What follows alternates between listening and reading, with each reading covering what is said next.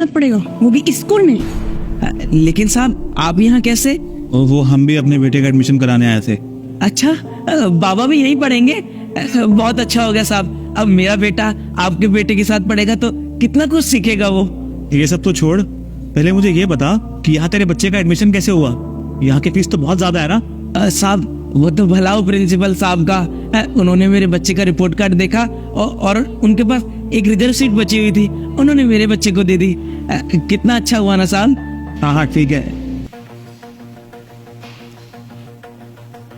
सुनो, या तो इस स्कूल में उसका बेटा पढ़ेगा या मेरा बेटा।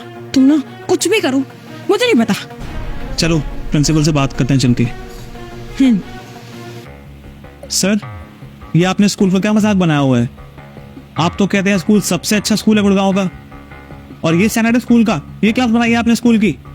अरे सिंघानिया साहब क्या हो गया? आप एक काम कीजिए, आप पहले बैठिए फिर मुझे बताइए क्या हुआ। क्या हुआ? वो जो आदमी बाहर गया ना अभी, रमेश, वो ड्राइवर है मेरा। अच्छा, रमेश आपका ड्राइवर है? ये तो बहुत अच्छी बात है। क्या अच्छा है इसमें? अब हमारे ये दिन आ गए हैं क्या कि हमारा बच्चा एक ड्राइवर के बच्चे के साथ पढ़ेगा? अब कैसी बातें कर रहे हैं सिंघानिया साहब?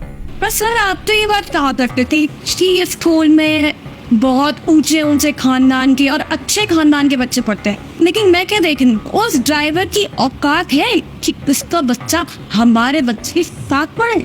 आपने सोचा है कि हमारे बच्चे पे इसका क्या असर पड़ेगा? हाँ सर, आपने एक बार भी नहीं सोचा उस ड्राइवर के बच्चे को एडमिशन देते हुए कि इस स्कूल की रेपुटेशन और स्टैंडर्ड के बारे में?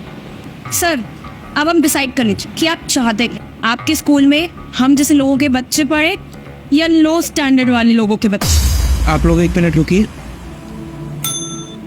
वो जो बाहर भाई साहब अभी गए उनको बुलाइए। आपने बुलाया सर? हाँ बैठो जरा। रमेश, तुमने मुझे बताया नहीं कि तुम सिंघानिया साहब के यहाँ पे ड्राइवर हो। सर क्या हो सर, कुछ गलती हो गई क्या सर? नहीं, गलती कोई नहीं हुई है, लेकिन इन लोगों का मानना है और शायद अब मुझे भी यही लगता है कि कुछ लोग डिजर्व नहीं करते हैं कि उनके बच्चे यहाँ पर पढ़ें, इसलिए मैं इनके बेटे का एडमिशन कैंसिल कर रहा हूँ। सर आप भी क्या बात कर रहे हैं? हमारे बेटे का एडमिशन कैंसिल? जी सिंघानिया साहब, सही सुना आपने। मैं नहीं चाहता कि मेरे स्कूल में ऐसा कोई भी बच्चा पढ़े जिसके पेरेंट्स की सोच आप जैसी हो। क्या कह रहे थे आप?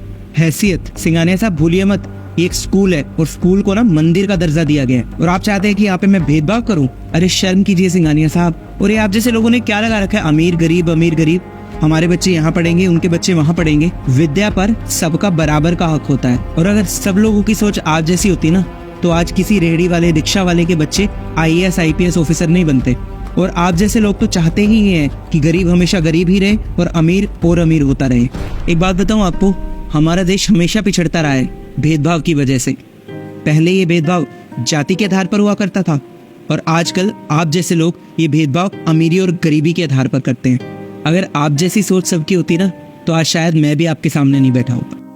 जी, क्योंकि मैं भी एक गरीब खानदान से ही आया हूँ। मेरे पिताजी भी ऑटो चलाया करते थे।